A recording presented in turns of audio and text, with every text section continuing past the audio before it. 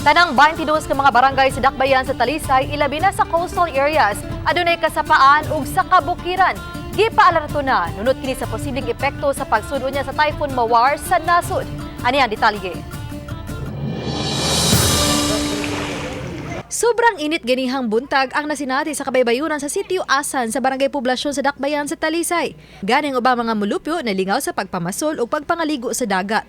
Apan dunay pipila nga nanaggana na. Mato dining 67 anyos nga ginang nga karon pa lang nakuyawan na sila sa pagkadungog nga kusog ang bagyo nga mosud sa Philippine Area of Responsibility. Ilabi na nga usang ilang balay dinhi sa baybayon sa Barangay Poblasyon nga naguba atol sa pag-igo sa bagyong Odette niadto Disyembre tuig 2021. Nag-ampo ng taon nga dili gyud taon maabot ang bagyo ba taon. Kay wa pa mi makahuman sa among balay na. Ug unsa gitay piti yun kuana na mo nang hurot gunitanan.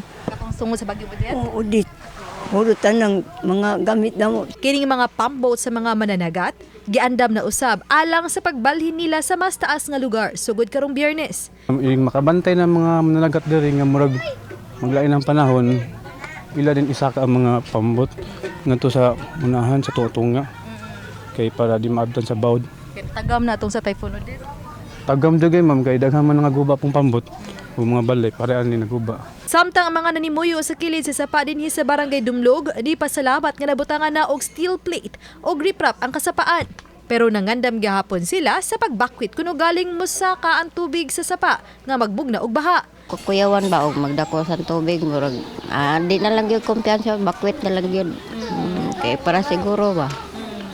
Di na lang gyud mo kuan. Mahuwat pag yamaron sa taga barangay bakwit na lang gyud. Matod ni Alvin Santillana, ang pangulo sa Talisay City Disaster Risk Reduction and Management Office, na karong hapon mapahigayon sila og pre-disaster risk assessment.